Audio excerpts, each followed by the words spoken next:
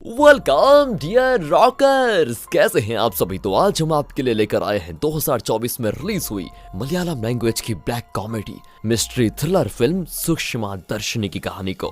तो चलिए बिना किसी देरी के शुरू करते हैं, क्योंकि आपको मजा आने वाला है। तो कहानी की शुरुआत प्रिया नाम की लेडी को दिखाते हुए होती है, जो अपनी एक फ्रेंड की हेल्प से फेक एक्सपीरियंस सर्टिफिकेट बनवा रही होती है। अगले दिन प्रिया का हस्बैंड एंथनी अपने किचन में दूध बॉयल करने के लिए चढ़ाकर ऑफिस की कॉल को अटेंड करता है, जिसकी वजह से उसका दूध उबल जाता है दोस्तों। और अब एंथनी की हालत खराब हो जाती है कि अगर प्रिया को पता चलेगा तो बस वो तो मेरा खून कर देगी। इसीलिए वो फटाफट से इंडक्शन से दूध साफ करके अपनी बेटी के लिए गिलास में जो बचा कुचा दूध होता है ना, उसे लेकर चला जाता है। मगर दूध आधा गिलास होता है तो वो उसमें पानी मिक्स करके अपनी बेटी तानी को दे देता है। लेकिन ब्रेकफास्ट के दौरान तानी अपनी माँ से कहती है कि माँ, दूध का टेस्ट आज पानी पानी सा लग रहा है। तो वो भी कहती है कि बेटा अपने डैडी से पूछो, आज किचन वही संभाल रहे थे।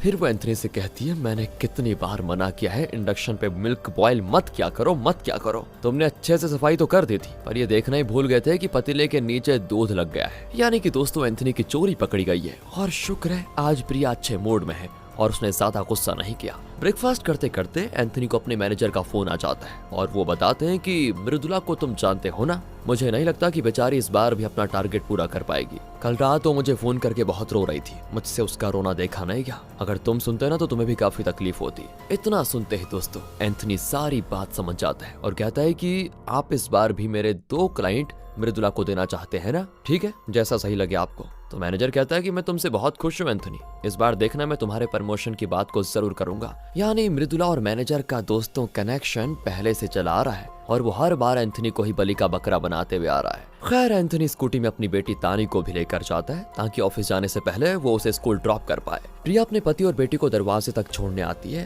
तभी उसकी नजर अपने पड़ोसी स्टिफी पर पड़ती है। स्टिफी सिंगल मदर है दोस्तों और उसे काम की सख्त जरूरत है, इसीलिए वो आज अपने जॉब इंटरव्यू पे जा रही है। प्रिया उसे हाई कहती है तो स्टिफी कहती है, मैं आकर बात करती हूँ, इंटरव्यू के लिए मुझे लेट हो रहा है। प्रिया भी उसे गुड लक विश करती है और फिर भागकर जल्दी से अपने घर आती है और साड़ी वगैरह पहनकर जल्दी तैयार होती है। फिर अपने कार से निकल जाती है जॉब इंटरव्यू देने के लिए। अब स्टीफी अचानक प्रिया को यहाँ देखकर चौंक जाती है, पूछती है, तुम यहाँ पर कैसे? तुमने तो मुझे बताया नहीं कि तुम भी इंटरव्यू देने वाली हो। वैसे यहाँ पर जिनको 3 साल का एक्सपीरियंस है वही इंटरव्यू दे रहे हैं। तो प्रिया बताती है, उसकी कोई बात नहीं, मैंने तो 4 साल का काम भी किया है, उसका सर्टिफिकेट भी बनवा लिया है अपनी एक फ्रेंड की हेल्प से। वो क्या है ना, हस्बैंड तो चले जाते हैं ऑफिस और बेटी स्कूल, उसके बाद मैं घर में बोर हो जाती हूँ, तो मुझे काम की सख्त जरूरत है। ये सुनकर स्टीफी प्रिया को घूरते हुए इंटरव्यू देने के लिए अंदर चली जाती है। फिर प्रिया भी इंटरव्यू देने जाती है और वापस आते वक्त स्टीफी को अपनी कार में बिठाकर घर ले आती है। अब आते वक्त दोनों देखते हैं कि एक घर जो हमेशा खाली पड़ा रहता है उसमें सामान वगैरह शिफ्ट हो रहा है। तो प्रिया बड़ी एक्साइटेड हो जाती है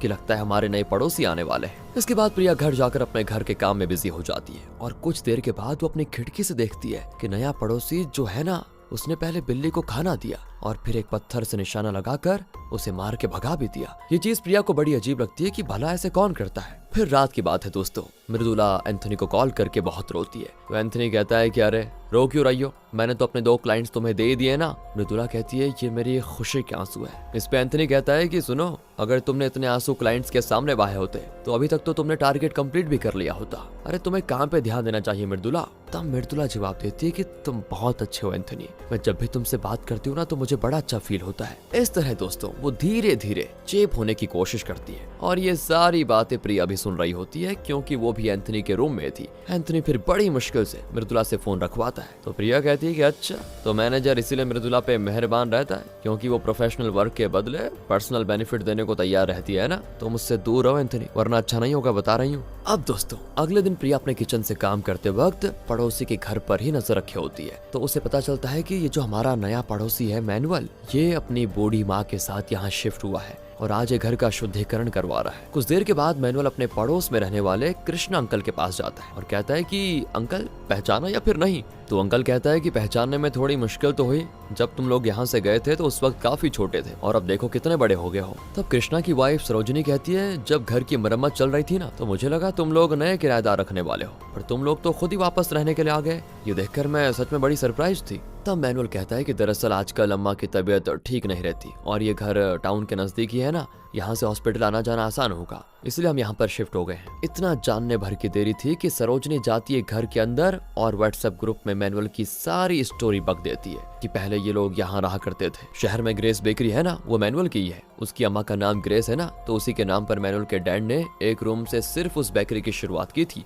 उस वक्त ग्रेसी आंटी रेलवे में जॉब किया करती थी। जैसे बेकरी बिजनेस सक्सेसफुल हुआ, इनकी कई जगह आउटलेट्स खुल गए, तो ये लोग अपने होम टाउन शिफ्ट हो गए। वहीं मैनुअल के डैड की भी मौत हुई, जिसके बाद मैनुअल ही शॉप चलाने लग गया। मैंने तो बचपन में जब उसे पढ़ाया था ना, तभी उसकी पोटेंशियल को पहचान लिया था। दरअसल दोस्तों, सरोजनी उस वक्त किंडरगार्टन स्कूल की टीचर हुआ करती थी, इसीलिए वो मैनुअल की खूब तारीफ करती है कि वो बचपन में बहुत अच्छा था और अब वो एक हम्बल जेंटलमैन है। तो इससे होता यह है कि आस पड़ोस में मैनुअल की एक अच्छी इमेज बन जाती है। तो व्हाट्सएप ग्रुप की लेडीज आपस में बातें करने लगती है कि हमारे पड़ोस में तो सुलू की कुमारी लड़की है, क्यों ना मैनुअल के साथ सुलू की सेटिंग करवा दी जाए। मगर सुलू कहती है कि ना, मुझे तो मैनुअल बिल्कुल अंकल टाइप का लगता है, मैं बिल्कुल नहीं सेट हो रही उसके साथ। वैसे मैनुअल सिंगल चाइल्ड है क्या? तो सरोजनी बताती नहीं, मैनुअल की एक बड़ी बहन है डायना, वो न्यूजीलैंड में रहती है। दूसरी ओर दोस्तों, कृष्णा अंकल मैनुअल को स्टीफी से मिलवाते हैं कि ये मेरे घर पर भाड़े पे रहती है। फिर रात में प्रिया और उसकी फैमिली जाती है मैनुअल से मिलकर थोड़ी जान पहचान बढ़ाने के लिए। मैनुअल उसके साथ बहुत ही अच्छे से पेश आता है और अपनी अम्मा को भी उनसे इंट्रोड्यूस करवाता है, मगर अम्मा कुछ बात नहीं करती, वो नींद की दवा खाकर सो जाती है। अब अगले दिन दोस्तों, स्टीफी बस का इंतजार कर रही होती है, तो मैनुअल उसके पास जाता है और कहता है कि शहर जाने वाली हो क्या? मैं भी शहर ही जा रहा हूँ, आ जाओ, तुम्हें ड्रॉप कर दूंगा। स्टीफी मान जाती है। फिर मैनुअल कहता है कि तुम तो कोडी माता में इंश्योरेंस कंपनी में काम करती हो ना। स्टीफी अब डर जाती है और कहती है तुम्हें कैसे पता? तो वो बताता है कि अरे मैंने तुम्हारा फेसबुक प्रोफाइल देखा था कल। स्टीफी कहती है कि फ्रेंड रिक्वेस्ट क्यों नहीं भेजा? फिर कहता है भेज दूंगा आज। इस तरह की बातें चलती है। तो दोस्तों, स्टीफी और मैनुअल के हाव भाव से हमें समझ आ जाता है कि ये दोनों एक दूसरे में इंटरेस्टेड हैं। दूसरी ओर प्रिया की नजर अम्मा पे पड़ती है, तो वो उनसे बात करने की कोशिश करती है, मगर अम्मा उसकी बातों का कोई जवाब देती ही नहीं। तभी मैनुअल भी आ जाता है और अम्मा घर के अंदर जाकर टीवी देखने लग जाती है। रात में दोस्तों, मैनुअल स्टीफी के साथ साथ अपने सारे पड़ोसियों को फेसबुक पे फ्रेंड रिक्वेस्ट सेंड करता है और अगले दिन उसे घर पर लिजार्ड दिखता है, तो वो उसको मार देता है और ये चीज प्रिया देख लेती है। फिर रात में मैनुअल आस पड़ोस के सभी जेंट्स को घर पे दावत पे बुलाता है, लेकिन खुद वो कहता है कि मेरी फास्टिंग चल रही है, इसलिए मैं तो नहीं खा सकता। पर दोस्तों, वो उस लिजार्ड का मीट उन्हें बिना बताए खिला देता है। उन लोगों को लगता है कि ये पॉर्क या बीफ होगा, पर उन्हें क्या पता था कि मैनुअल उन्हें लिजार्ड खिला चुका है। सभी मैनुअल की कुकिंग की जमकर तारीफ करते हैं। इसके अगले दिन मैनुअल अपने आस पड़ोस को अच्छे से देखता है और फिर अपने एक अंकल रॉय के पास जाता है, जहां वो अंकल रॉय और उनके बेटे जॉन के साथ मिलकर कुछ तो प्लानिंग करता है दोस्तों। दूसरी ओर ऑफिस में मैनेजर खूब उबासी लेते हुए बताता है कि एंथनी और मृदुला ने बहुत अच्छा काम किया है और उनके काम से खुश होकर मैं मृदुला को सीनियर एग्जीक्यूटिव बना देता हूँ। और मृदुला भी खूब उबासी लिए जा रही होती है, इसलिए ऑफिस वालों को समझने में देरी नहीं लगती कि मृदुला को ये प्रमोशन मैनेजर के साथ होने की वजह से मिला है। वही मैनेजर जानता था कि प्रमोशन का असली हकदार एंथनी है, इसलिए वो उसे कुंज बिहार वाले ब्रांच का मैनेजर बना देता है। दूसरी ओर एंथनी की वाइफ प्रिया अपनी बेटी तानी को उसके स्विमिंग क्लासेस लेकर गई होती है। वहीं दोस्तों, उसे व्हाट्सएप ग्रुप में स्टीफी मैसेज करती है कि मैं फर्स्ट राउंड इंटरव्यू पास कर गई हूँ, जिससे सभी उसे कांग्रेचुलेशंस भी करते हैं। तभी मैसेज में प्रिया को पता चलता है कि मैं भी तो इंटरव्यू में पास हो गई हूँ, तो वो ग्रुप में मैसेज करती है कि मैंने भी इंटरव्यू का पहला राउंड पास कर लिया है और साथ ही मेरी वेडिंग एनिवर्सरी भी आने वाली है, जिसमें मैं ग्रैंड वे में सेलिब्रेट करने वाली हूँ, इसलिए आप सभी इन्वाइटेड हैं। तभी यहाँ एंथनी आकर प्रिया को बताता है मुझे प्रमोशन मिल गया है प्रिया, पर हमें ये जगह छोड़कर जानी होगी, हमें वेस्ट बंगाल के कुंज विहार में शिफ्ट होना होगा। इसके बाद प्रिया अपने इंटरव्यू में पास होने वाली बात और वेडिंग एनिवर्सरी की पार्टी वाली बात भी एंथनी को बता देती है। एंथनी कहता है कि सही है, यहाँ से जाने से पहले हम अपने पड़ोसियों को एक दावत देते हैं। मगर ये जगह प्रिया को दोस्तों बहुत ही पसंद आ गई है, तो वो ये जगह छोड़कर जाना नहीं चाहती, क्योंकि इससे उसे फिर से नई जगह पर जाकर दोस्त बनाने पड़ेंगे। खैर, प्रिया और एंथनी मिलकर अपनी एनिवर्सरी पार्टी की तैयारी जोरों शोरों से करने में लगे होते हैं और इसी दिन मैनुअल भी कुछ और करने का प्लान कर रहा होता है, वो हमें आगे पता चलेगा। प्रिया और एंथनी केक लेने के लिए मैनुअल की बेकरी में ही जाते हैं, तो मैनुअल कहता है आप कोई भी केक पसंद कर लो, वो मेरी तरफ से आपके लिए फ्री होगा। इसके बाद सीन एनिवर्सरी पार्टी में शिफ्ट होता है। ये प्रिया की दोस्तों 9th वेडिंग एनिवर्सरी है, सारे गेस्ट भी आ चुके होते हैं और मैनुअल तैयार होकर इनकी पार्टी पे नजर रखे हुए है। वो अपने घर की चीजें इधर उधर फैला देता है और फिर विंडो के सामने एक कपड़े पे आयरन ऑन करके छोड़ देता है बिल्कुल। फिर वो पार्टी में जाकर अपनी तरफ से गिफ्ट देता है। इसके बाद प्रिया और एंथनी केक कट करते हैं और तभी प्रिया को मैनुअल के घर में आग लगते हुए दिखाई देती है, जिससे सभी हैरान हो जाते हैं और घर में जाकर देखते हैं तो आयरन ऑन होने की वजह से आग लग गई थी और अम्मा तो घर पर ही थी दोस्तों। वो मिसिंग है। इसीलिए अब मैटर थोड़ा बढ़ गया है तो पुलिस भी इन्वॉल्व हो जाती है और अम्मा को खोजने में लगी होती है। पुलिस मैनुअल से भी कई तरह के सवाल करती है कि क्या तुम्हारी मॉम पहले भी मिसिंग हुई है कहीं, तो वो कहता है कि नहीं, ये पहली बार है। तो फिर सवाल किया जाता है कि तुमने दरवाजा क्यों खुला छोड़ दिया था, तो मैनुअल बताता है कि नींद की दवा खाकर अम्मा सोई हुई थी, तो मुझे लगा पास ही में तो जाना है मुझे, इसलिए मैंने गेट लॉक नहीं किया। फिर पुलिस पूछती है नींद की दवा किस डॉक्टर के प्रिस्क्रिप्शन से दे रहे हो तुम। मैनुअल बताता है कि मेरा कजन ब्रदर डॉक्टर जॉन है, वो मरियाना मेडिसिटी में न्यूरोसर्जन है, उसी से हम अम्मा के अल्जाइमर का इलाज करवा रहे थे। काफी खोजबीन करने के बाद पुलिस को अम्मा रेलवे स्टेशन के नजदीक मिल जाती है, तो मैनुअल उन्हें बड़े प्यार से वापस घर लेकर आता है। तब कृष्णा मैनुअल को समझाते हैं कि देखो, जब तुम्हारी मॉम को भूलने की बीमारी है तो उन्हें इस तरह से अकेला घर पर मत छोड़ा करो, उनके लिए एक काम करो, एक नर्स अपॉइंट कर लो जो उनकी देखरेख अच्छे से कर पाए। तब एंथनी बताता है कि तानी के पैदा होने के बाद लिसी चाची प्रिया की देखभाल करती थी, तो अगर तुम चाहो तो मैं उनका नंबर तुम्हें दे सकता हूँ, तुम उन्हें अपनी माँ के लिए रख सकते हो घर पर पता नहीं दोस्तों क्यों प्रिया का मन नहीं मान रहा होता है कि अम्मा को भूलने की बीमारी है, मतलब ये बात उसको जमती नहीं। इसलिए प्रिया ऑनलाइन रिसर्च करती है कि क्या अल्जाइमर पेशेंट अपना डेली रूटीन का काम सही से कर सकते हैं या फिर नहीं। तब उसे पता चलता है कि ये सारी चीजें बीमारी किस स्टेज पर है इस बात पर डिपेंड करती है। बीमारी ज्यादा बढ़ जाने पर वो अपने रोजमर्रा के काम भी सही से नहीं कर पाते। अगले दिन मैनुअल जाता है स्टीफी के पास और कहता है कि वैसे तो मैं नहीं चाहता था कि माँ को अकेला छोड़कर कहीं जाऊं, लेकिन मुझे एक अर्जेंट मीटिंग में जाना है, तो मैं सोच रहा था कि अगर मैं चला जाऊं तो क्या तुम मेरी अम्मा का ख्याल रख सकती हो। ये सब सुनने के बाद स्टीफी कहती है कि अगर आपको अर्जेंट काम है तो कोई बात नहीं, मैं ऑफिस से आज छुट्टी ले लूंगी। इन दोनों को हंस कर बात करते हुए प्रिया देख लेती है और समझ जाती है कि जरूर दाल में कुछ तो काला है। आगे मैनुअल जाता है अपने कजन ब्रदर जॉन के पास, जो उसे बेहोशी की दवा के साथ साथ जहर भी देता है और इन सब का इस्तेमाल बड़ी सोच समझ कर करने को कहता है। मैनुअल अपने अंकल और कजन ब्रदर से कहता है कि हमें अपने काम को अंजाम ट्यूसडे को देना होगा, जब पड़ोस के लोग चर्च जाते हैं, मैं भी उनके साथ चला जाऊंगा।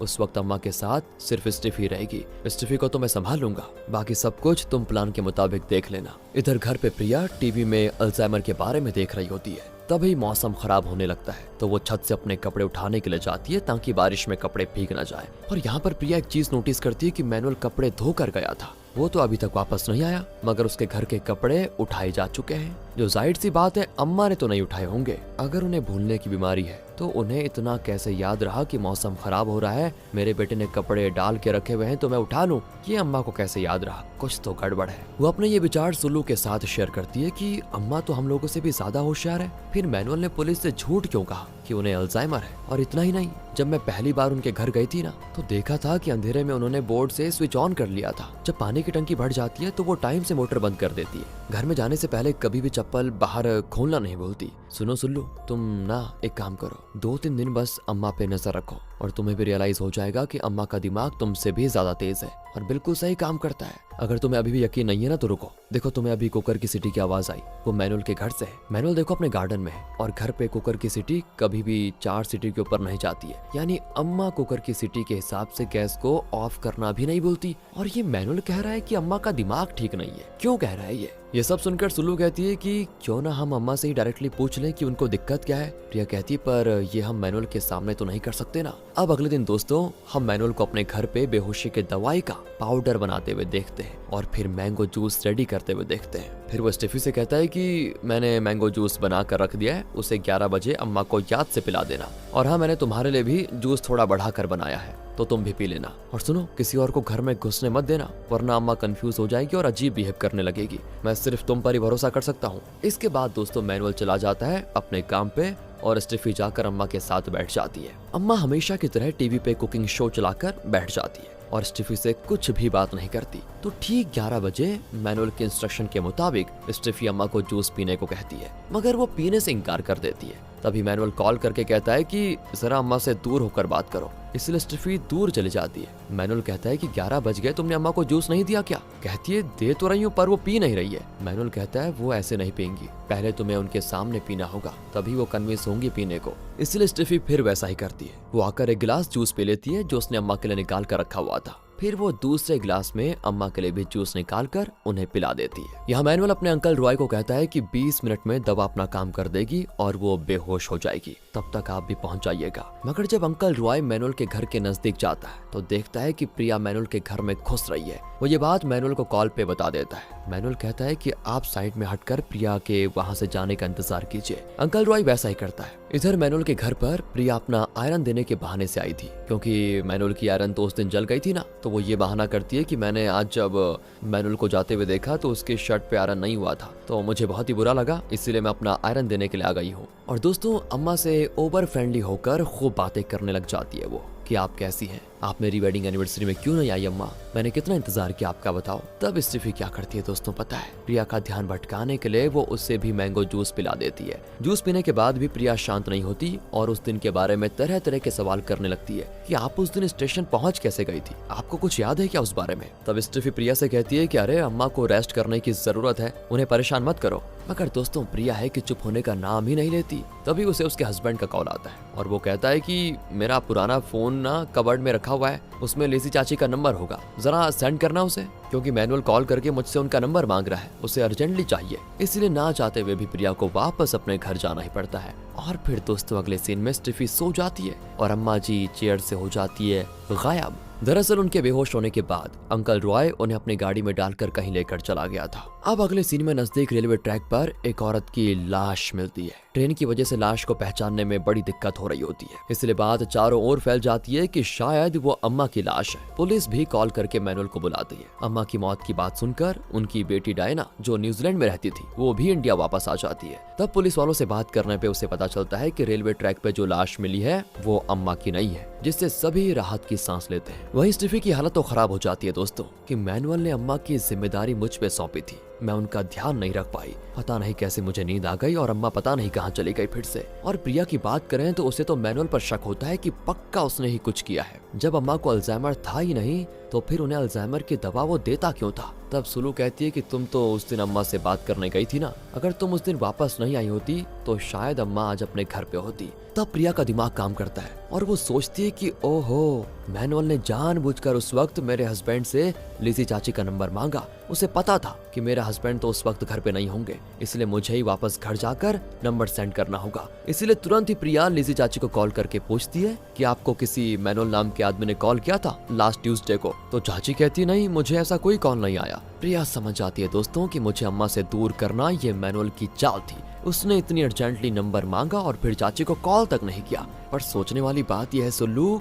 कि मैनुअल तो कृष्णा अंकल के साथ चर्च गया हुआ था, तो मैं मैनुअल के घर पर गई, ये बात मैनुअल को किसने बताई। पक्का इस काम को मैनुअल अकेला अंजाम नहीं दे रहा, उसका साथ ही है कोई ना कोई। उधर पुलिस ने रेलवे स्टेशन और मार्केट वगैरह के हर सीसीटीवी को चेक कर लिया होता है और वो किसी में कैप्चर भी नहीं होती है। कौन? अम्मा यार। इससे पुलिस को शक होता है कि लास्ट टाइम जब वो मिसिंग हुई थी तो सभी पार्टी में बिजी थे और अंधेरा होने की वजह से ही शायद किसी ने ध्यान नहीं दिया होगा। मगर इस बार तो वो भरी दोपहर में गायब हुई है और ताज्जुब की बात यह है कि एक भी आदमी ने उनको देखा नहीं। वो बूढ़ी औरत भी है, इतनी फास्ट तो वो चल नहीं सकती कि फटाफट से कहीं छूमंतर हो जाए। फिर दोस्तों जैसे ही अम्मा के सगे संबंधियों को उनके मिसिंग होने वाली बात पता चलती है तो सभी उनके घर पे आकर गॉड से अम्मा की सलामती के लिए प्रे करते हैं। वहीं हम डियाना को किसी से कॉल पे बात करते हुए सुनते हैं कि मैं तो वापसी की टिकट बुक करवा कर आ गई थी, मैं तो कल निकल रही हूँ यहाँ से वापस न्यूजीलैंड। तभी हमारी बबली गर्ल प्रिया डियाना से भी बातचीत करती है दोस्तों, और बातों ही बातों में वो डियाना का फोन नंबर ले लेती है। इसके बाद हम एक और चीज नोटिस करते हैं कि अम्मा के मिसिंग हुए अभी कुछ भी दिन नहीं हुए थे कि उनके बच्चे यानी डियाना और मैनुअल ये प्रॉपर्टी बेचने की प्लानिंग कर रहे होते हैं। ओहो, लगता है ये इस तरह का मामला है। अगले दिन डियाना अपना वापस न्यूजीलैंड के लिए निकल जाती है, जिससे सुलू और प्रिया को बड़ी हैरानी होती है कि बताओ अभी इसकी अम्मा वापस भी नहीं मिली है और ये तुरंत वापस विदेश जा रही है, ऐसी भी क्या इमरजेंसी आ गई। तो डियाना के जाने के बाद रात में दोस्तों हम अंकल रॉय की मदद से मैनुअल को अपने घर पे कुछ बड़े बड़े गैलन्स लाते हुए देखते हैं। उसी वक्त प्रिया की नींद खुल जाती है। वो नींद में जब मैनुअल के घर की ओर देखती है ना तो एक पल के लिए खिड़की पे अम्मा दिखाई देती है उसे। वो तुरंत इस बारे में एंथनी को बताती है, पर एंथनी को तो कोई नहीं दिखता। पर प्रिया को पक्का यकीन होता है कि मैंने जो देखा वो अम्मा ही थी, हो सकता है वो वापस आ गई हो। एंथनी तुम कॉल करके मैनुअल से पूछ क्यों नहीं लेते? एंथनी कहता है कि पागल मत बनो प्रिया, इतनी रात में किसी को कॉल करना सही नहीं है, मैं कल सुबह कर लूंगा। वो अगले दिन मैनुअल को कॉल करता है, पर मैनुअल कहता है कि नहीं, अम्मा तो नहीं मिली, अगर मिलेगी तो मैं सबको बताऊंगा ना, ये कोई छुपाने वाली बात थोड़ी है। प्रिया इस बारे में अपने गर्ल गैंग से भी बात करती है, मगर सबका यही कहना होता है कि देखो ये तुम्हारी इमेजिनेशन हो सकती है, हमने तो अम्मा को नहीं देखा। पर सुल्लू को थोड़ा बहुत प्रिया की बात पर दम लगता है कि मैनुअल ने अम्मा जी को घर पे लॉक करके रखा हो सकता है, तभी तो वो किसी सीसीटीवी में कैप्चर ही नहीं हुई है और ना ही उन्हें किसी ने कहीं जाते हुए देखा। अब सुल्लू अस्मा नाम की एक लेडी को भी प्रिया की बातों पर यकीन करवा देती है। इसके बाद प्रिया तो अपनी जासूसी को जारी रखती है और हर वक्त अपने किचन की खिड़की से मैनुअल के घर पे नजर बनाए रखती है। फिर रात में मैनुअल के घर से बाहर जाने के बाद उसके घर पे चेक करने जाती है। वो कॉल पे सुल्लू और अस्मा को कनेक्ट करके रखी हुई होती है कि अगर कोई बाहर आए या खतरा दिखे तो मुझे अलर्ट कर देना। अब प्रिया ने सेकंड फ्लोर पे अम्मा को देखा था, इसलिए वो खिड़की और पाइप वगैरह पकड़कर सेकंड फ्लोर तक पहुंच जाती है और अंदर जॉन, जिसने एक स्पेशल किट पहन के रखा है, वो अचानक से प्रिया को देखकर डर जाता है। मगर अंदर की लाइट ऑफ होती है तो प्रिया को अंदर कुछ भी दिखाई नहीं देता। साथ ही उसकी सखियां चिल्लाने लगती है कि हमारा पड़ोसी थॉमस बाहर टहलने निकला है, अभी वापस आ जाओ, इससे पहले वो तुम्हें देख ले। वहीं जॉन कॉल करके दोस्तों प्रिया के बारे में मैनुअल को बता देता है, इसलिए मैनुअल तुरंत ही घर वापस आता है और प्रिया को फिर खुद ही किसी तरह वापस आना पड़ता है। मगर बाउंड्री निकलते वक्त मैनुअल उसको देख लेता है और वो उसे स्माइल करते हुए प्यार से समझाता है कि मेरी अम्मा 2 हफ्ते से लापता है और ऐसे में आपका मेरे घर इस तरह आना मुझे सही नहीं लग रहा, इससे मुझे और परेशानी हो रही है। आपकी इस हरकत के बारे में एंथनी को पता है क्या? तो मैनुअल को तो प्रिया कन्फ्रंट करती है कि कल रात मैंने अम्मा को देखा था। मैनुअल कहते हैं देखा था? अरे वो आपका भ्रम होगा। फिर जैसे मैनुअल वहां से जाता है और प्रिया बाउंड्री निकलकर अंदर की ओर आने की कोशिश करती है, तभी वो देखती है कि एंथनी सब कुछ देख लिया है। वो प्रिया को काफी डांटता भी कि क्यों मेरी बेइज्जती करवाने पे तुली हुई हो, बताओ ऐसी रात में कोई किसी के घर चोरों की तरह क्यों जाता है, क्या है ये? इससे प्रिया शर्मिंदा हो जाती क्योंकि उसके पास कहने को कुछ नहीं होता। लेकिन तभी जॉन बाहर निकलकर उन दोनों से कहता है कि अरे अरे तुम लोग यहाँ पर क्या कर रहे हो? ये दोनों भी बहाना बना देती है कि हम तो मैनुअल से मिलने आए थे। फिर वो जल्दी जल्दी वहां से निकल लेती हैं। तभी एंथनी कॉल करके प्रिया को बताता है कि अम्मा मिल गई है,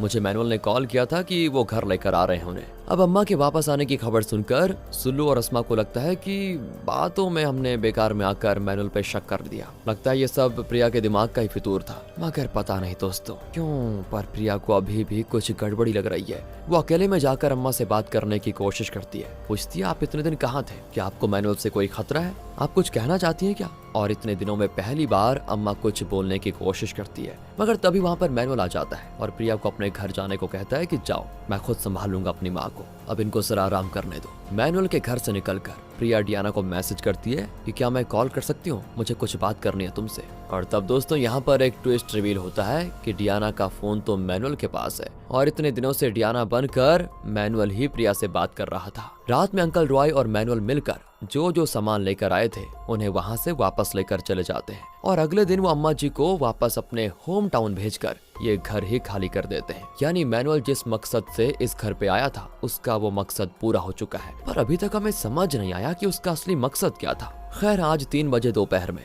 प्रिया और स्टीफी का सेकंड राउंड इंटरव्यू होता है, तो प्रिया अपनी कार से स्टीफी को भी लेकर जाती है। रास्ते भर वो डियाना को कॉल करती जाती है और कॉल मैनुअल के पास ही जा रहा होता है। इधर हम मैनुअल को पासपोर्ट और वो फोन वगैरह एक सुनसान सी जगह पे लेके जाते हुए देखते हैं। इंस्टाग्राम पे अब डियाना को कॉल लगाना भी बंद हो गया था, तो प्रिया जल्दी से इंटरनेशनल कॉल के लिए रिचार्ज करती है अपने फोन पे और डायरेक्टली डियाना को कॉल करती है। मगर मलयालम में उसे सुनने को मिलता है कि आप जिस नंबर से बात करना चाह रहे हैं वो फिलहाल स्विच ऑफ है। अब इस पे प्रिया का दिमाग खराब हो जाता है कि ये हो क्या रहा है। वो तुरंत स्टीफी को बताती है कि डियाना न्यूजीलैंड गई ही नहीं, अगर वो जाती तो मलयालम में मुझे कस्टमर केयर वाले थोड़ी बोलते। स्टीफी कहती मगर हमने तो अपनी आंखों से डियाना को जाते हुए देखा था। तो जल्दी से प्रिया डियाना का इंस्टाग्राम चेक करती है और उसे उसमें डियाना के साथ अदिति नाम की लड़की की कई सारी फोटोज दिखती है। अदिति को डियाना ने टैग भी करके रखा हुआ था, तो वहीं से प्रिया अदिति की प्रोफाइल पे चली जाती है और उसे मैसेज करती है कि डियाना ठीक तो है ना। दूसरी ओर हम अदिति को एयरपोर्ट पर देखते हैं, जिसे रिसीव करने के लिए आधे रास्ते तक मैनुअल खुद जाता है और फिर कॉल पे अदिति से कहता है मैं कुछ काम की वजह से एयरपोर्ट नहीं आ पाया, मैं तुम्हें पता बता दे रहा हूँ, तुम टैक्सी से यहाँ पर आ सकती हो। तो अदिति भी चली जाती है। मैनुअल अपनी जीप में अदिति को समझाने की कोशिश करता है कि डियाना तुमसे नहीं मिलना चाहती, बेहतर यही होगा तुम वापस चले जाओ। तो यहाँ दोस्तों हमें एक चौंकाने वाला सच पता चलता है कि डियाना और अदिति लेस्बियन रिलेशनशिप में थे। और अब मैनुअल का कहना है कि डियाना ने तुमसे ब्रेकअप कर लिया है और वो तुमसे अब बात नहीं करना चाहती, इसलिए डियाना ने मुझे भेजा है तुम्हें समझाकर वापस भेजने के लिए। वहीं दोस्तों अदिति का कहना होता है कि नहीं, ऐसा हो ही नहीं सकता। डियाना ने मुझे कॉल करके बताया था कि उसने आते वक्त ही वापसी का टिकट बुक करवा लिया है, यानी न्यूजीलैंड का, और हम दोनों यानी कि वो और मैं उसके आने के बाद एक बच्चे को अडॉप्ट करने वाले थे। फिर अचानक वो यहीं रुकने का फैसला कैसे ले सकती है? कम से कम मुझे एक बार उसने बात तो करी होती सामने आकर। तभी मैनुअल को एक कॉल आ जाता है और उसे पिक करने के लिए गाड़ी से उतरकर साइड में जाना पड़ता है। तब तक में दोस्तों अदिति का ध्यान प्रिया के मैसेज पर जाता है। फिर दोनों कॉल पे भी बात करते हैं और बात ये सामने आती है कि प्रिया बता रही होती है डियाना तो यहाँ से जा चुकी है, उसने न्यूजीलैंड पहुँचने के बाद मुझे मैसेज में बात भी किया। ये बातें प्रिया बता रही होती है। वहीं अदिति का कहना होता है कि नहीं, डियाना तो न्यूजीलैंड वापस गई नहीं। जिस दिन उसकी फ्लाइट थी उसी दिन उसकी अम्मा मिल गई थी, क्योंकि मैनुअल ने डियाना को वीडियो सेंड किया था जिसमें उसकी अम्मा कह रही थी कि बेटा जाने से पहले मुझसे एक बार मिल लो, और वो वीडियो तुरंत ही अदिति प्रिया को सेंड कर देती है। उसे देखने के बाद प्रिया समझ जाती है कि जरूर दाल में बहुत बड़ा काला है कुछ। वो अदिति को तुरंत मैसेज करती है कि तुम अभी मैनुअल के साथ हो ना, तुम्हें उससे खतरा है, अपनी जान बचाओ, तुरंत भागो वहाँ से। जैसे ही अदिति वो मैसेज पढ़ने के बाद मैनुअल की ओर देखती है, मैनुअल उसके फेस पे एक स्प्रे मार देता है जिससे तुरंत ही वो बेहोश, और प्रिया अपने इंटरव्यू छोड़कर मैनुअल की बेकरी में जाती है, क्योंकि उस समय कॉल पर अदिति ने कहा था कि यहाँ से मैनुअल मुझे अपनी बेकरी पर ले जाने वाला है। अंधेरा हो जाता है मगर अदिति या मैनुअल का कुछ पता नहीं चलता। तभी प्रिया का ध्यान एक पैम्पलेट पर पड़ता है जिसमें मैनुअल के न्यू बेकरी आउटलेट के बारे में लिखा हुआ है। अब ये देखने के बाद प्रिया को शक होता है और वो उस आउटलेट पे जाकर ताका झांकी करती है और अंदर उसे मैनुअल और जॉन अदिति के साथ दिखते हैं। मतलब अदिति बेहोश पड़ी हुई है। तो प्रिया जल्दी से पुलिस को कॉल करके सारी बात बताती है। पुलिस वाले उसे वहीं पे रुकने को कहते हैं, मगर प्रिया कहाँ रुकने वाली थी, और मैनुअल को भी शक हो गया था कि कोई ना कोई तो बाहर है। ये आउटलेट दोस्तों अभी खुला नहीं था, खुलने वाला था और ये सुनसान सी जगह पर था। अब मैनुअल एक लोहा लाकर प्रिया की गाड़ी पे चढ़ जाता है और शीशा फोड़ने लगता है। तभी प्रिया गाड़ी स्टार्ट करके सीधा गाड़ी को उसके आउटलेट के अंदर घुसा देती है, जिससे मैनुअल तो जख्मी हो ही जाता है, साथ ही धक्का लगने की वजह से जॉन भी अधमरा हो जाता है। फिर किसी तरह प्रिया अदिति को ढूंढ कर निकाल लेती है। अब तक तो अदिति को भी होश आ चुका था। तभी मैनुअल का फोन बजता है, वो उठाने वाला होता है कि तभी उसे प्रिया उठा लेती है और उसे सामने से जो आवाज सुनाई देती है ना, उससे वो हैरान हो जाती है। दरअसल अम्मा कॉल पे होती है और वो पूछ रही है कि सब कुछ ठीक से निपट गया है ना। अब प्रिया सोच में पड़ जाती है कि ये क्या था। धीरे धीरे उसे सब समझ में आ जाता है। वो मार कर मैनुअल को वहीं बेहोश कर देती है। अब दोस्तों अगला सीन शिफ्ट होता है पुलिस पे। पुलिस जॉन, रॉय, मैनुअल और अम्मा को उस घर में वापस लेकर आते हैं ताकि वो बता सके कि उन्होंने गुनाह को कैसे अंजाम दिया। तब जाकर असली बात सामने आती है कि अम्मा को अपनी मान सम्मान बहुत प्यारी थी। उन्हें अपनी बेटी के लेस्बियन होने से बड़ा इतराज था। वो नहीं चाहती थी कि दुनिया के सामने उनकी बेटी की सच्चाई आए, इसलिए उन्होंने अपने घर के मर्दों से कहकर एक प्लान बनवाया और खुद को बार बार मिसिंग करवाया ताकि उनके लिए डियाना वापस इंडिया आ जाए, मगर वो नहीं आ रही थी। तब जाकर इन्होंने अम्मा की मौत की झूठी खबर फैला दी। तब जाकर डियाना इंडिया आई और फिर जब वो जाने लगी तो बीच रास्ते में मैनुअल ने अम्मा का वीडियो सेंड किया जिसमें उसने ये कहा कि अम्मा कह रही है कि एक बार मुझसे मिल लो। तो डियाना भी माँ के मुंह में आकर उनसे मिलने चली गई, जहाँ इन लोगों ने मिलकर डियाना को मार डाला और फिर उसकी लाश को टुकड़ों में काटकर जिस दिन बड़े बड़े गलन वहाँ पर आए थे उसी दिन डियाना की लाश के टुकड़ों को भी इस घर में लाकर केमिकल से टॉयलेट में डिस्पोज कर दिया। मगर प्रिया की नजर से ये लोग बच नहीं पाए। अब डियाना की मौत का राज सबके सामने आ ही गया है। इन्होंने जितनी प्लानिंग प्लॉटिंग की थी सबके सब धरी की धरी रह गई और सबको डियाना का कत्ल और अदिति के कत्ल की प्लानिंग के जुर्म में कर लिया जाता है गिरफ्तार। यानी कि प्रिया का शक हमेशा से ही सही था। और इसी के साथ ये कहानी यहाँ पर खत्म होती है दोस्तों। बाकी अगर आपको वीडियो अच्छी लगी हो, स्टोरी अच्छी लगी हो, एक्सप्लेनेशन अच्छा लगा हो तो जरूर लाइक कीजिए। मिलते हैं आपसे अगली वीडियो में। ध्यान रखिएगा अपना। Thanks for watching.